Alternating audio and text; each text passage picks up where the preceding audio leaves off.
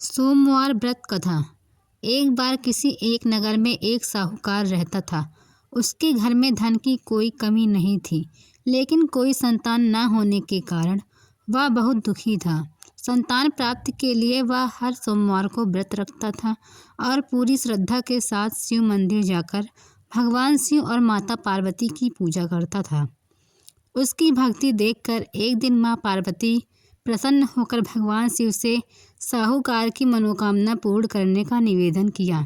पार्वती जी की आग्रह पर भगवान शिव ने कहा कि हे पार्वती, इस संसार में हर प्राणी को उसके कर्मों का फल मिलता है और जिसके भाग्य में जो हो उसे भोगना पड़ता है। लेकिन पार्वती जी साहूकार की भक्ति देखकर उसकी मनोकामना पूर्ण करने की इच्छा की। माता पार्वती की आग्रह पर शिवजी ने साहूकार को पुत्र प्राप्ति का वरदान तो दे दिया, लेकिन उन्होंने बताया कि यह बालक केवल 12 वर्ष तक ही जीवित रहेगा। भगवान शिव और माता पार्वती के बातचीत को साहूकार सुन रहा था, इसलिए उसे ना तो इस बात की खुशी हुई और ना ही दुख। वह पहले की ही भांति शिव जी की पूजा करता रहा। कुछ समय के बाद साहूकार की स्त्री ने एक पुत्र को जन्म दिया। जब वह बालक 11 वर्ष का हुआ तो उसे पढ़ने के लिए काशी भेज दिया गया। साहूकार ने पुत्र के मामा को बुलाकर उसे बहुत सा धन देकर कहा, तुम इस बालक को काशी विद्या प्राप्ति के लिए ले जाओ। तुम लोग रास्ते में यज्ञ कराते जाना और ब्राह्मण को भोजन दक्षिणा देते हुए जाना। दोनों मामा भांजे इसी तरह यज्ञ कराते और ब्राह्मणों को भोजन और दान दक्षिणा देते काशी नगरी निकल पड़े। इस दौरान रास्ते में एक नगर पड़ा, जहां नगर के राजा की कन्या का विवाह था। लेकिन जिस राजकुमार से उसका विवाह होने वाला था वह एक आँख से काना था।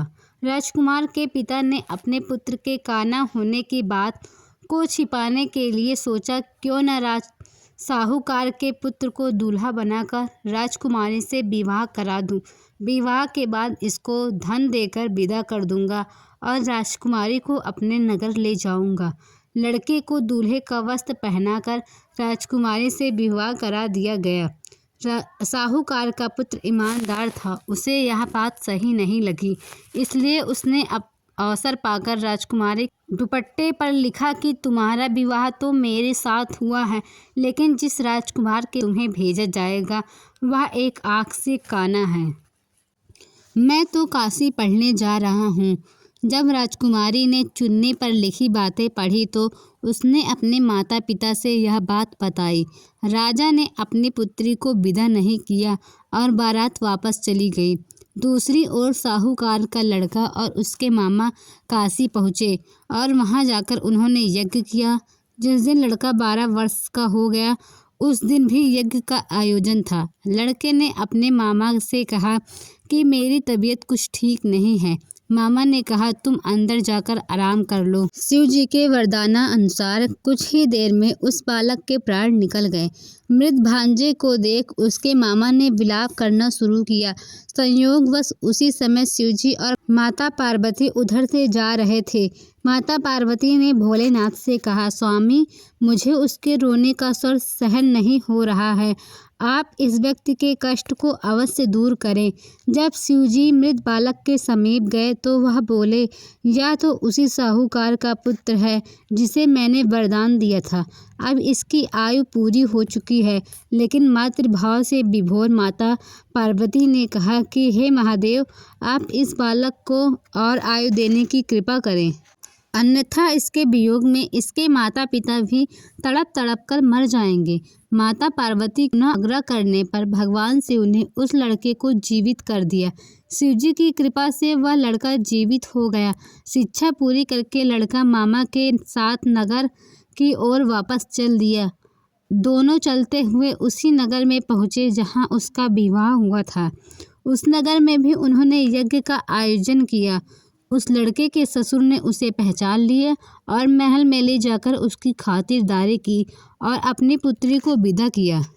इधर साहूकार और उसकी पत्नी भूखे प्यासे रहकर बेटे की प्रतीक्षा कर रहे थे। उन्होंने प्रण कर रखा था कि यदि उन्हें अपने बेटे की मृत्यु का समाचार मिला तो वह भी प्राण त्याग देंगे, परंतु अपने बेटे के जीवित होने का समाचार पाकर वह बेहद प्रसन्न हुए। उसी रात भगवान शिव ने साहूकार के स्वप्न में आकर कहा, हे श्रेष्ठी, मैं तेरे सोमवार के व्रत करने से और व्रत कथा सुनने से प्रसन्न होकर तेरे पुत्र को लंबी आयु प्रदान की है। इसी प्रकार जो कोई सोमवार का व्रत करता है या कथा सुनता और पढ़ता है, उसके सभी दुख दूर होते हैं और सभी मनोकामनाएं पूर्ण होती हैं। बोलो शिव शंकर महाराज की जय।